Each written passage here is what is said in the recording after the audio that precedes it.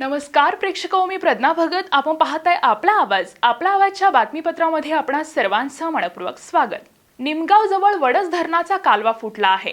वडस धरणातून जाणारा हा कालवा वडसच्या कुलस्वामी मंदिराकडे जाणाऱ्या रस्त्याजवळ निमगाव गावच्या हद्दीत फुटला आहे. धरणातून कालव्यात मोठ्या प्रमाणात विसर्ग सुरू असल्याने फुटलेल्या या कालव्याच्या भगदाडातून मोठ्या प्रमाणात पाणी वाहून गेले. पाण्याबरोबर भराव वाहून गेल्याने 15 ते 20 फुटांचे भगदाड पडले आहे. यावेळी तहसीलदार आशा होळकर व कार्यकारी अभियंता गणपतराव नान्नोर, शाखा अभियंता देविदास भालेराव यांनी घटनास्थळी भेट देऊन घटनेची माहिती घेतली. तसेच कालव्याचे पाणी तातडीने बंद केले. याबाबतचा अहवाल वरिष्ठ कार्यालयाला पाठवून कालवा दुरुस्तीचे काम लवकर केले जाईल असे सांगण्यात आले. आपला आवाजचे कार्यकारी संपादक सुरेश वाणी सर यांनी घेतलेला याबाबतचा आढावा पाहूयात विस्ताराने.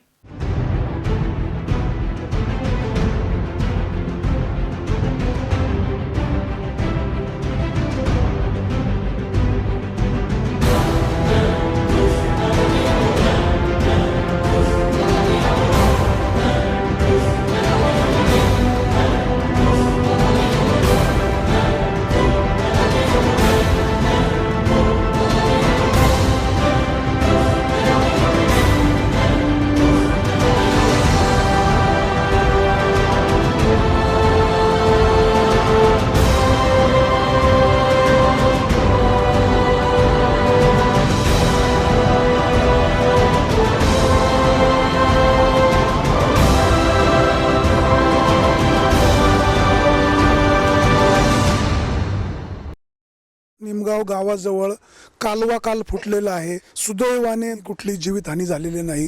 कालव्याचं काम निकृष्ट दर्जाचं झाल्यामुळेच हे आफत आलेली आहे. जर हा कालवा फुटून खाली काही वस्ती असती तर मोठ्या प्रमाणात नुकसान झालं असतं. या ठिकाणी पाटबंधारे विभागाचे कार्यकारी अभियंता नान्नोर, त्याचबरोबर जुन्नरच्या तहसीलदार आशा होळकर यांनी घटनास्थळी भेट दिली, पाहणी केली. जवळजवळ 35-36 वर्ष धरण बांधून झाले. कालव्यालाही 35-36 वर्ष झालेली आहेत. कालव्याची अवस्था अतिशय दयनीय आहे.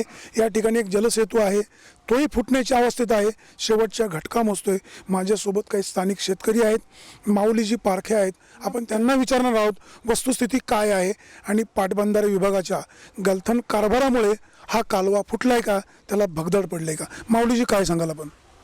कालव्याचा ह्या ठिकाणी जो कालवा काल संध्याकाळी फुटला त्या ठिकाणी ओढ्याच्या ठिकाणी कालवा फुटल्यामुळे जीवित आणि आपलं जमिनींचं नुकसान झालं नाही.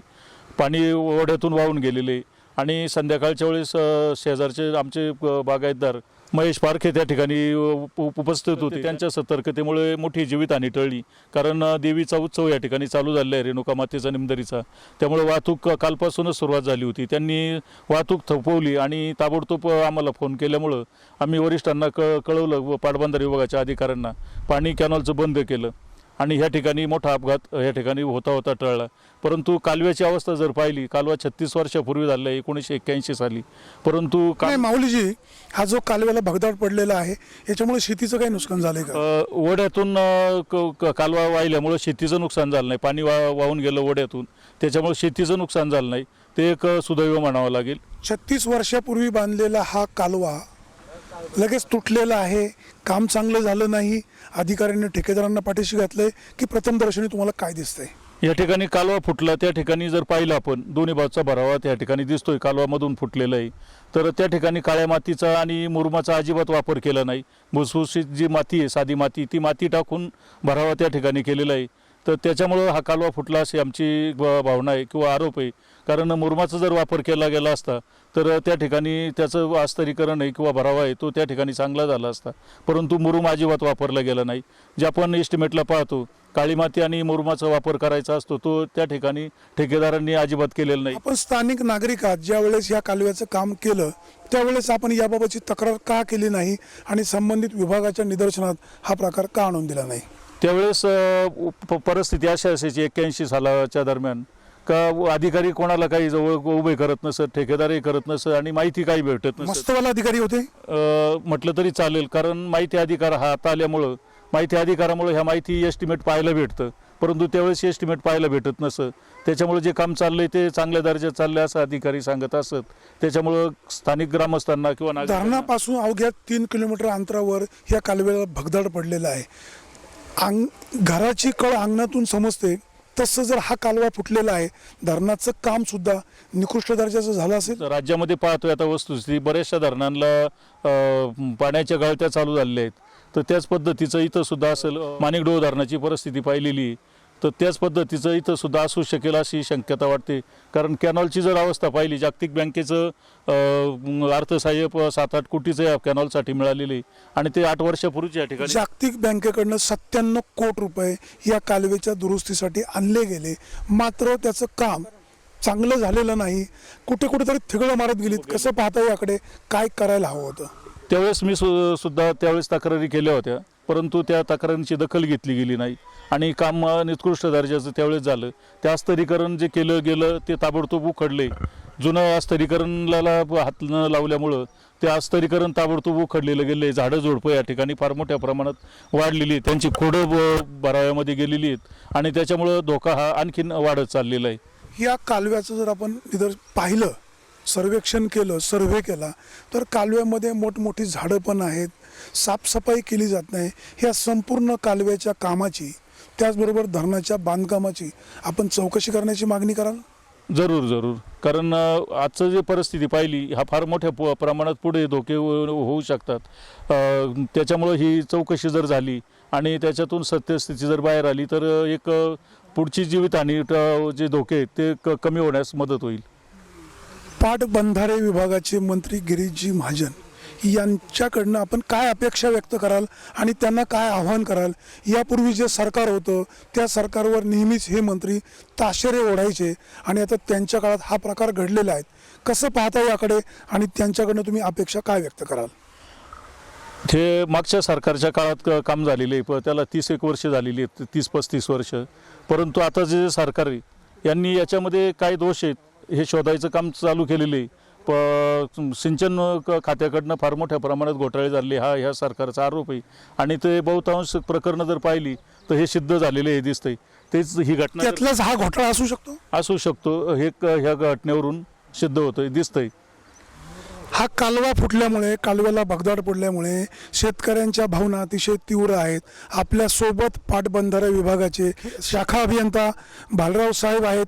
आपण त्यांच्याकडनंही जाणून घेणार आहोत हा कालवा कधी झाला, कशामुळे भगदाड पडला असेल आणि काय वस्तुस्थिती आहे.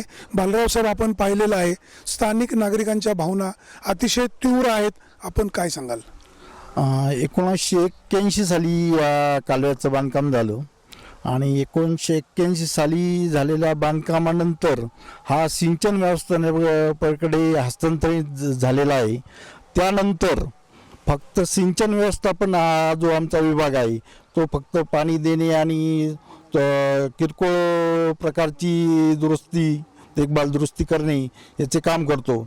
आत्ता जो कालवा ज्या ठिकाणी फुटलेला आहे, भगदाड पडलेली, त्या ठिकाणची जी खालची वॉल आहे ती पडलेली आहे आणि त्या ठिकाणी जो मुरुम आणि काळी माती त्या ठिकाणी आढळून येत नाही. त्यामुळं ही सर्व वस्तुस्थिती आजची ही मी वरिष्ठांच्या कानावर घालणार आहे आणि कालव्याचं काम त्वरित पुन्हा पूर्ववत करण्यासाठी लगेच त्याचे मोजमाप घेण्याचं काम लगेच सुरू केलेलं आहे. या ज्या ठिकाणी कालव्याला भगदाड पडला आहे त्याच्या शेजारी एक जलसेतू आहे, तोही शेवटचा घटका मोजतोय. खालच्या बाजूने स्टील दिसतंय, कधीही तो पडू शकतो. काय सांगाल आपण? हां, त्याचं सुद्धा आम्ही सध्या मोजमाप घेणार आहे. ती सर्व पाहणी केलेली आहे. आत्ताच या ठिकाणी सर्व ग्रामस्थांच्या समोर मी पाहणी केलेली. जागतिक बँकेकडनं मोठ्या प्रमाणात निधी आला होता. या कालव्याची पाहणी करून त्या पद्धतीने हे काम करायला नको होतं? अगोदर जी कामे झालेली आहे, जागतिक बँकेचा जो निधी आला होता त्याची जी कामे झालेली ती पूर्ण केलेली. परंतु साहेब, लोकांचं म्हणणं असं आहे की वडस धरणापासून तुम्ही काही ठिकाणी फक्त अस्तरीकरणाचं काम, पॅच मारलेलं आहे. ज्या ठिकाणी जास्त प्रमाणात कालवे खराब झालेत त्या ठिकाणी काम केलेलं नाही. आज जर याच ठिकाणची पाहणी झाली असती त्यावेळेस तर कदाचित ही दुर्दैवी घटना घडली नसती. कसं पाहता याकडे? हां, त्यावेळेसची जी अधिकारी होती त्यांनी जी पाहणी केली होती अगोदर जागतिक बँकेचा जो निधी वापरायचा त्याच्यासाठी जी पाहणी केली त्या ठिकाणीच त्यांची त्या कामं झाली. त्यांच्या नजरेतून कदाचित हा जो ब्रिज आहे हा चुकला असेल, त्यामुळे ही दुर्दैवी घटना घडलेली आहे. परंतु आत्ता त्वरित हा जो ब्रिज बांधून याची मोजमापं घेऊन अंदाजपत्रक तयार करून पूर्ववत करण्याच्या दृष्टिकोनाने मी खूप प्रयत्न करेन. स्थानिक नागरिकांचं म्हणणं असं आहे की या कालव्याचं जे काम केलेलं आहे ते ठेकेदारांनी अतिशय निकृष्ट दर्जाचं केलेलं आहे. काळी माती वापरली नाही, मुरुम वापरलेला नाही आणि काम चुकीचं झालेलं आहे.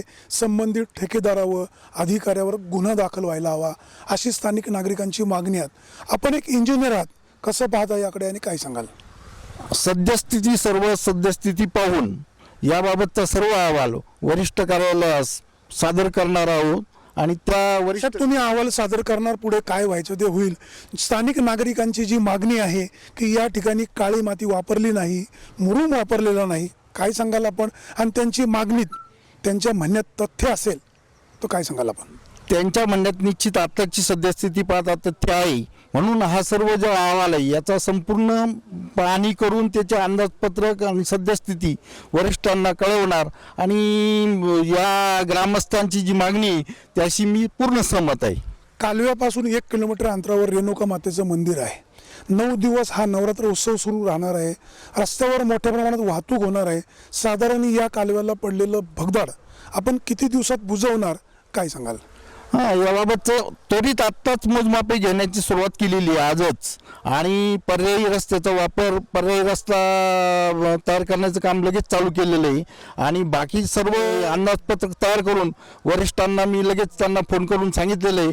त्यांनी मला लगेच आदेश दिलेले आहे अंदाजपत्रक त्वरित तयार करून सादर करावे. त्या दृष्टिकोनातून जेवढ्या लवकरात लवकर हे काम होईल त्यासाठी मी जरूर प्रयत्न करेन.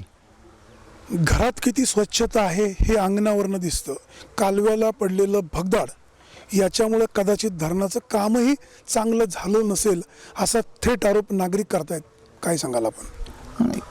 याबाबत प्रत्येक वेळी मेरीची आणि धरण सुरक्षांची पाहणी होत असते प्रत्येक पावसाळापूर्व आणि पावसाळ्यानंतर, आणि त्या दृष्टीने जो अहवाल आलेला असतो त्या अहवालाची पूर्तता करण्याचं काम वरिष्ठ कार्यालय करीत असतं. त्यामुळे अतिउत्कृष्ट काम झालेलं आहे असं मी आता म्हणू शकत नाही, कारण ज्यावेळेस धरण सुरक्षा ही संघटना आहे आणि त्या संघटनेमार्फत धरणाची प्रत्येक वर्षी पाहणी आणि अहवाल त्यांचा मिळत असतो. या कामाची पाहणी करण्यासाठी नुकसान काय झालंय का हे पाहण्यासाठी महसूल विभागाचे सर्कल आलेले आहेत. काय नेमकं ते करणार आहेत आपण त्यांच्याकडनंही जाणून घेऊयात. भाऊसाहेब, आपण आज या ठिकाणी पाहणी करायला आलात, आपण काय करणार आहात? काल सदर घटनेची माहिती मिळतात तात्काळ तहसीलदार मॅडमनी इथं भेट दिलेली आहे रात्री. सदर घटनेची आता चौकशी करून आहे ना प्रशासनामार्फत शासनाला आम्ही लेखी स्वरूपात कळवणार आहेत. बस एवढं. जागतिक बँकेकडनं या कामासाठी कोट्यवधी रुपये आले असताना याचं काम निकृष्ट दर्जाचं झालं. या कालव्याच्या अस्थिरीकरणाचं काम करताना थिगळं मारण्याचं काम केलेलं आहे. या ठिकाणचे पैसे खाल्ले गेलेत, घोडं कुठंतरी पेंड खाते असंच लोकांचं म्हणणं आहे. जर अशा प्रकारे अधिकाऱ्यांनी पैसे खाल्ले असतील तर याची चौकशी व्हायला हवी अशीच मागणी स्थानिक नागरिकांची आहे. संपूर्ण या कालव्याची चौकशी व्हावी. ज्या ज्या ठिकाणी कालवा खराब झाला असेल त्या ठिकाणी तातडीनं दुरुस्त व्हावा अशी ही लोकांची मागणी आहे. परिसरातील शेतकऱ्यांचं जीवन ह्या कालव्याच्या पाण्यावर अवलंबून आहे.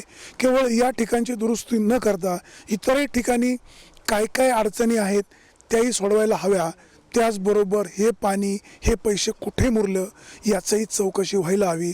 सुरेश वाणी, आपला आवाज, निमगाव.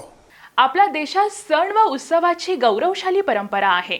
या सणामुळे उत्साह, आनंद व स्नेह तसेच आपुलकी निर्माण होते. आजपासून नवरात्र उत्सव सुरू झाला असून देवीच्या मूर्तीची स्थापना करून 9 दिवस उपासना केली जाते. नवरात्र उत्सवाचा मूळ उद्देश आई जगदंबाची उपासना तसेच समाजातील विघातक व विध्वंस वृत्तीचा समूळ नायनाट करणे हा होय. नवरात्रीचे दिवस म्हणजे शक्तीच्या उपासनेचे दिवस होय. ही उपासना करून शक्ती प्राप्त करूया व हा उत्सव आनंदात साजरा करूया. नवरात्र उत्सवाच्या सर्व प्रेक्षकांना आपला आवाज परिवाराकडून खूप साऱ्या शुभेच्छा. निमदरी तालुका जुन्नर येथील रेणुका माता मंदिर हे अतिशय जागृत देवस्थान आहे.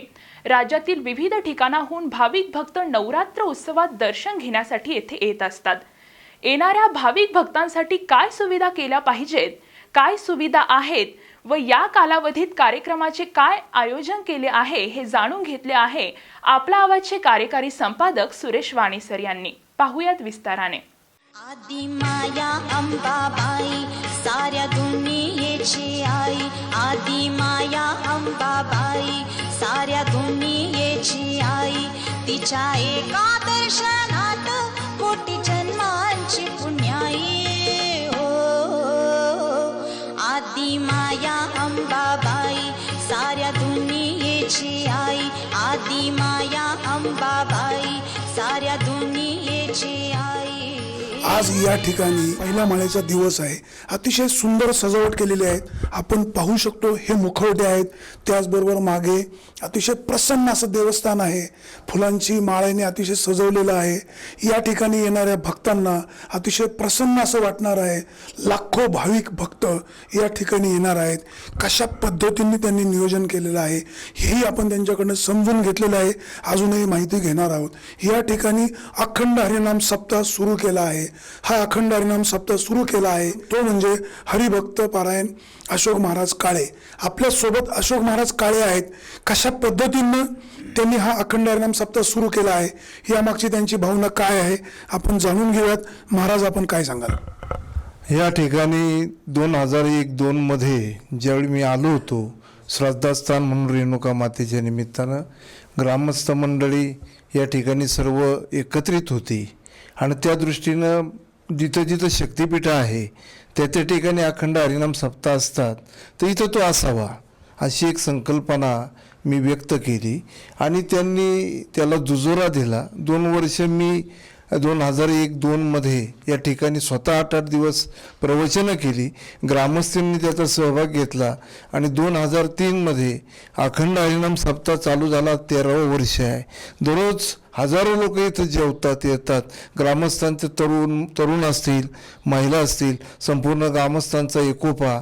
मग त्या दृष्टीने आपण पुलाचं काम असेल, काही नेत्यांच्या दृष्टीनं भक्तनिवास असेल, अजूनही बरीच काही कामं आहेत. ही मंडळी आपल्याकडं त्या मानतील. अतिशय चांगल्या प्रकारचा सप्ताह इथं चालतो आणि श्रवण सगळ्यांना या ठिकाणी घडलं जातं, श्रवण सुखाचा लाभ. आणि तो सप्ताह आज जर आपण पाहिला तर मला वाटतं की जुन्नर तालुक्यामध्ये अतिशय चांगल्या प्रकारचं इथं असणारं नियोजन, अन्नदान, येणाऱ्या भाविकांची विचारपूस, राहण्याची सोय. जास्तीत जास्त लोक अकोला, संगमनेर, नाशिक या परिसरातून येतात कारण एक जागृत देवस्थान आहे आदिशक्ती. आणि मी बोलल्यानंतर ग्रामस्थांनी त्याला दुजोरा देऊन हा अखंड हरिनाम सप्ताह चालू केला. आज त्याचा मला एक आनंद वाटतो. म्हणून आज पहिला दिवस आहे. मी पहिल्या दिवशी शक्यतो इथं विनापूजनाच्या निमित्तानं येतो. मग बाळकीची दररोजची कीर्तन असल्या कारणानं येता जाता कार्यकर्त्यांच्या याच्याप्रमाणे मला एक ह्या देवीपासून एक अत्यंत असा प्रसाद मला प्राप्त झाल्यामुळं बाकीचे लोक श्रवणाला येतात. नामसप्ताहाचं ज्ञानदान घडतं आणि अन्नदान करणारे अनेक दाते आहेत की त्यांनी आमचं अन्नदान असावं आणि इतरांनी त्याच्यात ह्या देवस्थानला सहकार्य करावं असं मी एक विनंती करतो. महाराज, आज पहिली माळ आहे. सुसंस्कृतपणा लोप पावत चाललेला आहे. हो, विध्वंसक प्रवृत्ती बंद व्हायला हवी. आपण एक वारकरी आहात, एक कीर्तनकार आहात. कसं पाहता याकडे आणि समाजाने काय आदर्श घ्यायला हवा? समाजाने आज आपण जर पाहत असताना आता शक्तीची उपासना करण्याची हे 9 दिवस आहे. आज जर आपण पाहतो की महिला असुरक्षित आहे. शक्तीच्या दृष्टीने आपण पाहिलं तर आज मला एक सांगावं वाटतंय, समाजाला सांगावं वाटतंय, तरुणींना सांगावं वाटतंय. शक्ती ही 3 रूपात असते सर. एक सरस्वतीच्या, एक लक्ष्मीच्या आणि एक दुर्गेच्या. आपण अनेक वेळा पाहतो की सरस्वतीच्या रूपात शिक्षण देताना तिने सरस्वतीची भूमिका या रूपात असलं पाहिजे. संचय करताना धनाचा तिने लक्ष्मीच्या रूपात असलं पाहिजे. आणि जसं महिषासुराला आज तिने 9 दिवस लढा देऊन मारलं म्हणून आज आपण शक्तीची उपासना करतो. प्रसंग आला तर आजच्या मुलींनी, युवतींनी, स्त्रियांनी दुर्गेचं रूप धारण केलं पाहिजे. आणि त्या दुर्गेची उपासना म्हणजे विध्वंसक प्रवृत्ती. महिष म्हणजे असुर आसुर प्रवृत्ती म्हणजे काय? आसुशी रमती ती आसुरा, वाईटात जो रममान झालाय तो आसूर. त्या महिषासुराला देवीनं मारले. आपणही त्याची जागरूकता ठेवावी. आणि तुकोबारायने जसं सांगितलंय की स्त्रियांकडे पाहताना की प्रत्येक स्त्री ही आमच्या मातेप्रमाणे, हा दृष्टिकोन जर बाळगला तर समाजामध्ये सुसंस्कृतीची बीजारोपण झाल्याशिवाय राहणार नाही. आणि त्याकरता सप्ताह जे आहेत या सप्ताहांची गरज आहे. शक्ती देण्याचं काम करते ती म्हणजे ही देवी. आज भारत हा अतिशय सुसंस्कृत देश म्हणून गणला जातो, मात्र आज पाकिस्तान कारण नसताना आपल्याला डिवचतंय. ही देवी शक्ती देणारी आहे. भारताचे जे सैन्य आहे त्यांना ह्या देवीनं शक्ती कशा पद्धतीने द्यायला हवी, कसं पाहता याकडे? नाही, हिंदुस्थान ही एक पवित्र माता आहे. ही आपण माता मानली, जननी म्हणजे माता. आणि निश्चित अर्थानं आपण परवा पाहिलं की भारत हा एक शांतीप्रधान देश आहे. शक्यतो जगामध्ये वेगळे संकेत जाऊ नये म्हणून अनेक वेळा सैन्यांनी सुद्धा मागणी केली की आमचे हात मोकळे करा. तरी आपण अनेक वेळा शेजारच्या राष्ट्रांना संधी दिली, जगात एक शांततेचा मार्ग असावा असं अनेक वेळा आपण पाहिलं. परंतु शेवटी उद्रेक झाला. 17 सैनिक मारले जेवढे जातात तेवढे आमच्या हातात काहीतरी द्या. आणि आपण पाकिस्तानला लढा दिला नाही, तिथल्या दहशतवादाला लढा दिलाय. तिथल्या दहशतवादावर आपल्या लष्कराने आक्रमण केलेलं आहे. आणि निश्चित त्याच्या पाठीशी आदिशक्ती असेल. आणि ह्या देश सुरक्षित ठेवण्याचं काम जसं महिषासुराला मारून रयतेला सुखी ठेवण्याचं काम आदिशक्तीनं केलं, त्या आदिशक्तीकडे मी प्रार्थना करतो की ह्या देशातील कन्याकुमारीपासून हिमालयापर्यंत असणाऱ्या जनतेच्या पाठीशी आणि त्या सैन्याच्या पाठीशी तुझं अभय असावं. या ठिकाणी अखंड हरिनाम सप्ताह सुरू झालेला आहे. आज या ठिकाणी कीर्तन होणार आहे. माझ्यासोबत एक स्थानिक महाराज आहे, त्यांनी काय नियोजन केले आपण त्यांच्याकडनं जाणून घेऊयात. महाराज, आपण काय सांगाल? 13 वर्ष झाले या सप्त्याला चालू होऊन, आणि या ठिकाणी भरपूर असे भाविक येत असतात. तसं पाहायला गेलं तर ही कुलस्वामी रेणुका माता जी आहे हे महाराष्ट्राचं नव्हे तर भारताचं आराध्य दैवत आहे. जी शक्तिपीठ आहे त्या शक्तिपीठामधलं एक शक्तिपीठ आहे. नवे तर मी बऱ्याच वेळा रोहिदास शेट्टी यांच्याशी किंवा ग्रामस्थांची कीर्तनाच्या माध्यमामधून, कारण माझी वर्षातून 2 वेळा या ठिकाणी कीर्तन या मंदिरामध्ये एक आणि सावता महाराजांचा मोठा उत्सव या ठिकाणी साजरा होतो, त्यावेळेचं माझं कीर्तन असतं. याही वर्षी माझं आज संध्याकाळीच 9 ते 11 दरम्यान कीर्तनाचा कार्यक्रम आहेच. मी कीर्तनाच्या माध्यमामधून जी कमिटी आहे ही सगळी तरुण तडफदार अशी मंडळी कार्यरत असतात. यांना मी बऱ्याच वेळा विनंती केली की तीर्थक्षेत्र ही पदवी आपल्यावर रेणुका मातेला या गावाला मिळावी, ही माझी बऱ्याच वर्षाची इच्छा आहे. आणि मी त्यांच्याकडे ती व्यक्त केली. याचं कारण तीर्थक्षेत्र म्हणजे जिथं तीर्थ म्हणजे गंगा आहे, जिथं देव आहे आणि जिथं संत आहे त्या ठिकाणाला तीर्थक्षेत्र ही संज्ञा शास्त्राप्रमाणे पार पाडली द्यावी लागते.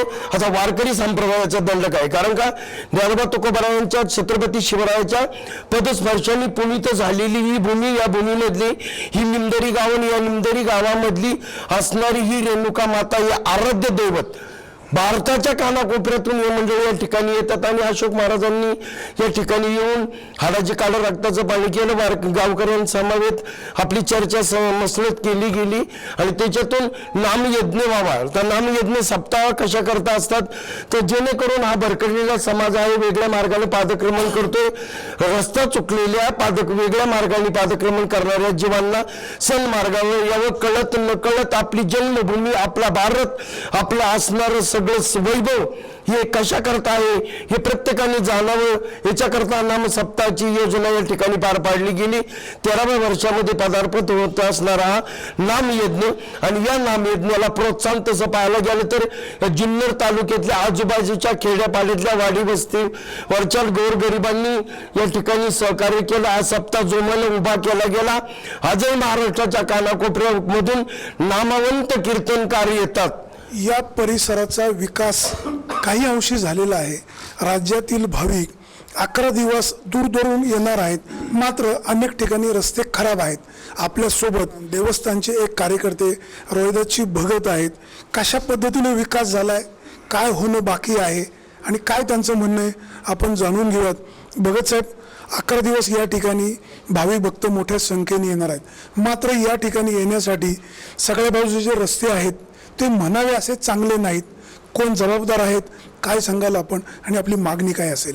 विकासाच्या संदर्भात बोलायचं झालं तर या ठिकाणी देवीला येण्यासाठी सुरुवातीला पूलच नव्हता आणि पूल नसल्यामुळं भाविकांची नदीमधून येण्या जाण्याची खूप अडचण व्हायची. परंतु आपल्या तालुक्याचे माजी आमदार साहेब वल्लभशेठ बेनके आणि छगनराव भुजबळ यांनी या दोन्ही माणसांनी आमचं ग्रामस्थांचं म्हणणं ऐकून आमचे प्रस्ताव तयार केले आणि पुलाचं काम गेल्या त्यांच्या वेळेमध्ये करून दिलं. अतिशय मोठं असं काम 1.5 कोटीचं काम आमदार साहेबांनी आणि भुजबळ साहेबांनी केलं. तदनंतर आपल्या परिसरातले आमच्या विभागाचे जिल्हा परिषद सदस्य असतील किंवा पंचायत समिती सदस्य असतील, या सर्वांनी छोटी मोठी या देवस्थानच्या संदर्भामध्ये गावच्या संदर्भामध्ये विकासाच्या सहकार्य केलं. आशाताई बुचके यांनी या भागासाठी काही विकास केलाय का? आशाताई बुचके यांनी आत्ता आम्ही 4 दिवस झाले गेलो होतो. देवस्थानची पाण्याची जी टाकी आहे त्या टाकीला आम्हाला फिल्टर प्लॅन्ट बसवायचा होता. गेल्यानंतर ताबडतोब तातडीनं त्यांनी अधिकाऱ्यांना फोन केले, जिल्हा परिषद पाणी पुरवठा कार्यकारी अभियंत्याला फोन केले, इथल्या इंजिनियर लोकांना फोन केले आणि ताबडतोब सूचना केल्या, तुम्ही इस्टिमेट त्वरित करा, मला त्या मंदिरासाठी भाविकांसाठी पाणी शुद्ध मिळावं म्हणून मला 4 दिवसात तो प्लॅन करायचा आहे. अतिशय ताबडतोब असं काम आमचं आशाताईंनी केलेलं आहे. त्याचबरोबर निमदरी ते धामणकेल खानापूर खोरेवस्ती रस्ता आपले आमदार माननीय शरददादा सोनवणे यांनी आत्ता या रस्त्यावरती 1.5 कोटी रुपये टाकलेले आहेत शिवनेर विकास परिसरमधून आणि ते काम आत्ता आमचं चालू आहे. अतिशय आता साईटपट्ट्या जवळजवळ पूर्ण होत आलेल्या आहेत आणि सुरू लगेचच काम होते. त्याच्यावर सगळे लेअर धरलेले आहेत, WM, BBM, कार्पेट, सिलकोट. अतिशय चांगल्या प्रकारचा असा रस्ता होणार आहे. आमदार साहेबांना मी आमच्या ग्रामस्थांच्या वतीनं रेणुका माता देवस्थान ट्रस्टच्या वतीनं धन्यवाद देतो. त्यांनी अतिशय चांगल्या प्रकारचा आमचा रस्ता आमचं म्हणणं ऐकून ग्रामस्थांच्या देवस्थानची ट्रस्टचं आम्ही 2-4 वेळा साहेबांकडे गेलो होतो, सांगितल्यामुळं ताबडतोब त्यांनी त्या रस्त्यावर कारवाई केली. मी त्यांचं ग्रामस्थांच्या ट्रस्टच्या वतीनं आपल्या सर्वांच्या वतीनं आमदार साहेबांचं अभिनंदन करतो. त्याचप्रमाणे आमचं तीर्थक्षेत्राचा दर्जा मिळावा यासाठी गेली 10 वर्ष झाले आमची फाईल जिल्हा नियोजनमध्ये पडून आहे, परंतु त्याच्यावर अजून काही कार्यवाही होत नाही. आम्ही बऱ्याचशा नेत्यांना सांगितलं, खासदार साहेबांना, आमदार साहेबांना, जिल्हा परिषद सदस्यांना सांगितलं आणि आता आपले आमदार शरददादांना माझी अशी विनंती राहील, आमचं जे तीर्थक्षेत्राचं जे काम आहे साहेब, रस्त्याचं जसं काम तुम्ही आमच्या स्पीडनी केलं तसं तीर्थक्षेत्राचा दर्जा मिळाला तर या ठिकाणी भाविक भक्तांना सुखसोयी जास्त प्रमाणामध्ये आम्हाला उपलब्ध करून देता येतील, चांगल्या सोयी उपलब्ध करून देता येतील. तरी त्यांनी एवढा आमचा तीर्थक्षेत्राचा प्रस्ताव तातडीनं DPTCच्या मीटिंगमध्ये मंजूर करावा अशी माझी आमदारांना कळकळीची विनंती राहील. दुसरा मुद्दा असा, आपण या ठिकाणी आलात, आपला आवाज, आपली टीम आज आमच्या गावामध्ये आली, आमची गावरानी देवस्थानचं महत्त्व आपण आता तालुक्यामध्ये पोहोचवणार आहात, बाहेर पोहोचवणार आहात म्हणून मी आपल्या टीमचाही रेणुका माता देवस्थान ट्रस्टच्या वतीनं, निमदरी ग्रामस्थांच्या वतीनं आपला आवाज आणि मेन जास्त करून सुरेश शेठ मी आपले आभार मानतो, आपल्या सर्वांना धन्यवाद देतो. आपण या ठिकाणी आलात आणि अतिशय चांगल्या प्रकारचं आमचं नियोजन आणि जाहिरात होणार आहे या दृष्टीनं आपला आवाज या टीमनं चांगलं हे केलं, त्याबद्दल पुन्हा एकदा आपल्या सर्वांना धन्यवाद आणि आपले आभार. समाजाचं आपण काही देणं लागतो अशीच आमची भूमिका आहे. आज 11 दिवस हा उत्सव होणार आहे. या उत्सवाचं महत्त्व सगळ्यांनाच आहे. भक्तांची संख्या या ठिकाणी मोठ्या प्रमाणात येणार आहे. सगळ्याच राजकीय मंडळींनी या विकासाचा हातभार लावलेला आहे.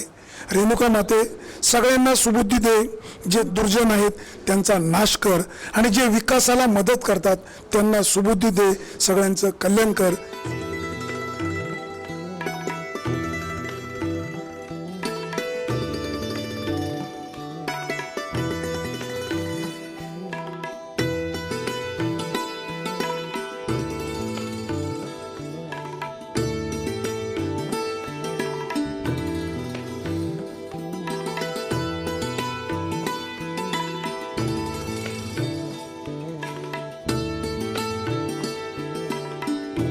आज आपला नवरात्र उत्सवाचा पहिला दिवस, त्यानिमित्त देवस्थान ट्रस्टने आपल्या इथं जे देवीला साड्या वर्षभरात वाहिल्या जातात ती साडी आपण भाविकांसाठी कमी किमतीत प्रसाद म्हणून कशा पद्धतीने देता येईल त्याची सोय करून एक आपण इथं दुकान चालवण्याचा संकल्प केलेला आहे. आणि आज ह्या दुकानाचा पहिला दिवस, त्यानिमित्त सांगावं असं वाटतं की गरीब जनतेला बऱ्याचदा महागडी साडी घेणं परवडत नाही आणि जे काही श्रीमंत लोक असतात, गरीब, गोरगरीब, श्रीमंत सगळ्या प्रकारचे लोक देवीला येत असतात, त्यावेळेस काही श्रीमंत लोक जे असतात ते छान उत्तम अशा सुंदर साड्या देवीला आणत असतात आणि त्या साड्या कमी किमतीत मुबलक पद्धतीने गोरगरिबांना सुद्धा उपलब्ध कशा पद्धतीने होतील ह्याचा विचार करून आम्ही ही साडीचं दुकान चालू केलेलं आहे. तर अगदी आम्ही 100 रुपयापासनं तर महागातली महाग साडी कितीही महाग असली तरी आम्ही ती 250 रुपयापेक्षा जास्त किमतीत विकत नाही इथे.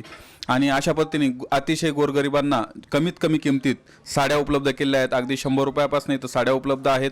5 रुपयापासून पीस उपलब्ध आहेत. 5 रुपयापासून 20 रुपयापर्यंत, 5 रुपयापासून 20 रुपयापर्यंत ओटी खण उपलब्ध आहेत. 5 रुपयापासून 40 रुपयापर्यंत मोठे मोठे टॉवेल उपलब्ध आहेत. आणि त्याचबरोबर परशुराम महाराजांसाठी धोतर सुद्धा इथं आम्ही 50 रुपयात भाविकांसाठी उपलब्ध ठेवलेलं आहे.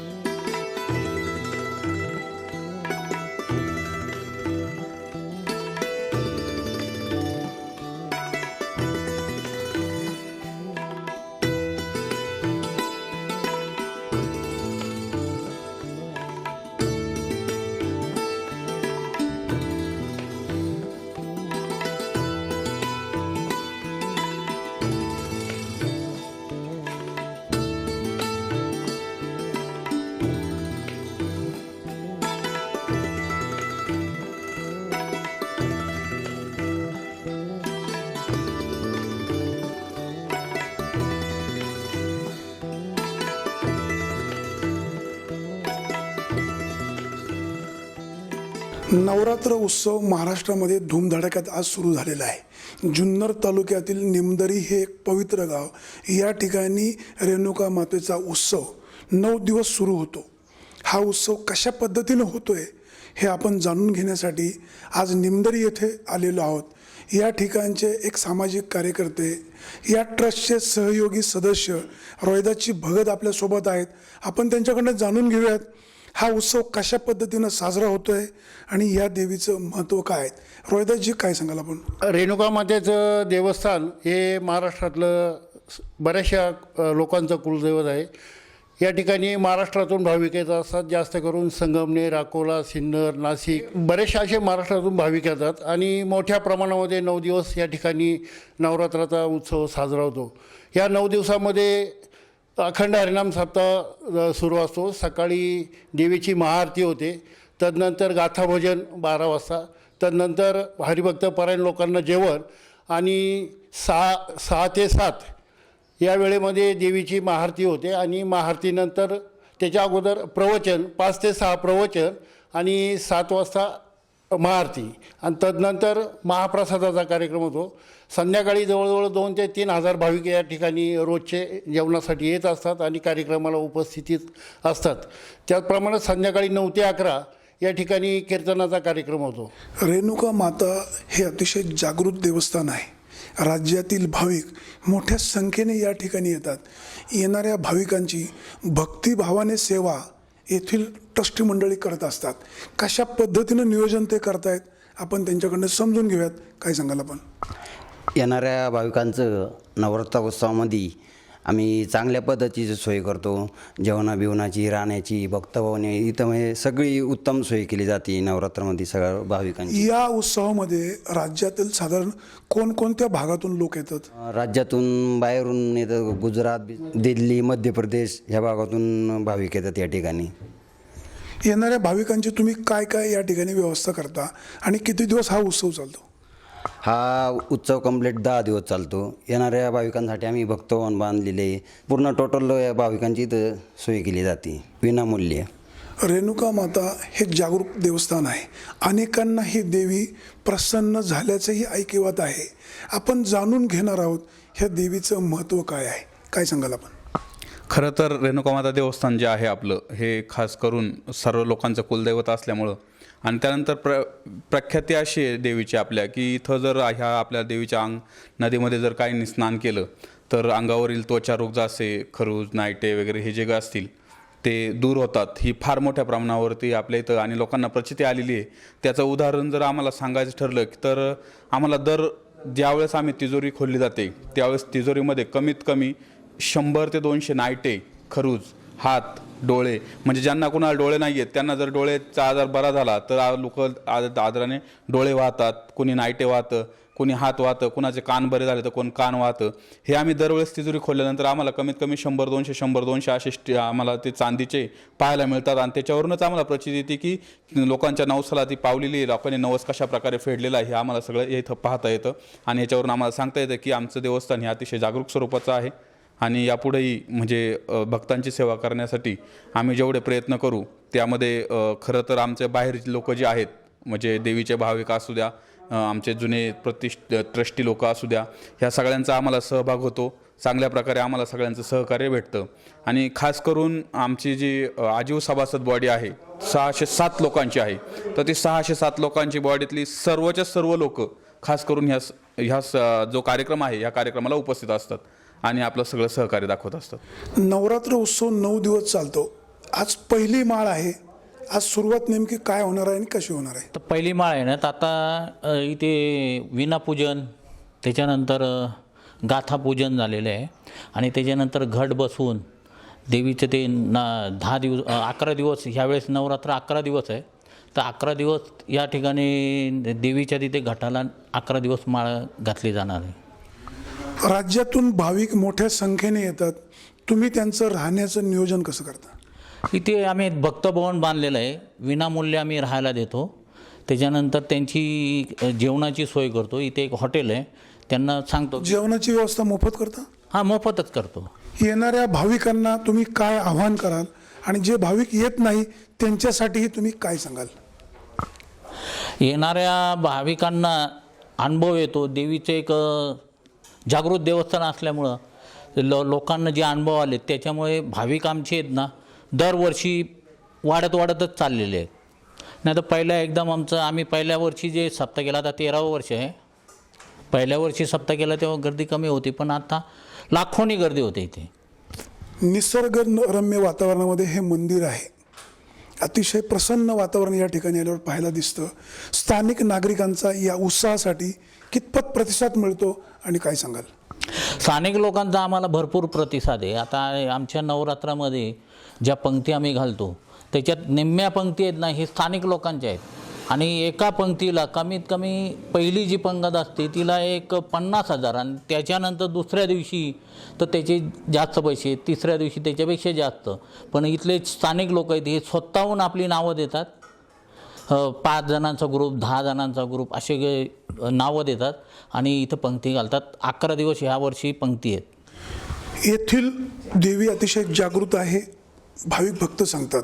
तुम्ही 1993ला ट्रस्ट स्थापन केली. ट्रस्ट स्थापन करावी का वाटली आणि काय अडचणी आल्या, काय सांगाल? याच्या पाठीमागं एकच कारण, ते म्हणजे असं की ज्या वेळेला मंदिरातली दुर्मिळ अवस्था होती त्यावेळेला मी कमीत कमी 8 ते 9 वर्ष इथं सेवा केलेली आहे. सेवा विनामूल्य सेवा केली आणि जे भाविक, प्रतिष्ठित भाविक येतील त्यांच्याकडून आम्ही पत्ते घेतले. हा दुर्मिळ अवस्था असल्यानंतर आम्ही अकोल्याला गेलो. अकोल्याला गेल्याच्यानंतर आभाळे गुरुजी म्हणून एक आहे आणि शिंदे गुरुजी एक आहे, आणखीन खिलारी गुरुजी एक होते, आणखीन प्रताप पाटील एक होते. यांच्याशी संपर्क साधून त्यांनी काय सांगितलं का बाबा तुम्ही हे ट्रस्ट करून घ्या, म्हणजे त्यामुळं अधिक आपल्याला सहकार्य होईल. तर आम्ही असा जोगवाय मागायला जात होतो तिकडं. अजून कोणकोणती कामं होणं बाकी आहेत? आता कामं म्हणजे इथं सभामंडप व्हायला पाहिजे मोठा, एवढी अपेक्षा आहे. हा उत्सव सगळीकडे धूमधडाक्यात साजरा होत आहे. निमदरीकरांनीही अतिशय जय्यत तयारी केलेली आहे. 11 दिवस हा उत्सव चालणार आहे. विध्वंसक कृत्य नाश पावू दे, चांगल्या गोष्टीला चालना मिळू दे, अशीच सगळ्यांची मागणी ह्या रेणुका मातेकडे असणार आहे. सुरेश वाणी, आपला आवाज, निमदरी. या बातमीपत्रामध्ये वेळ झालीये इथेच थांबण्याची. आपण कुठेही जाऊ नका, पाहत रहा आपला आवाज. हात तुमची, साथ आमची. धन्यवाद.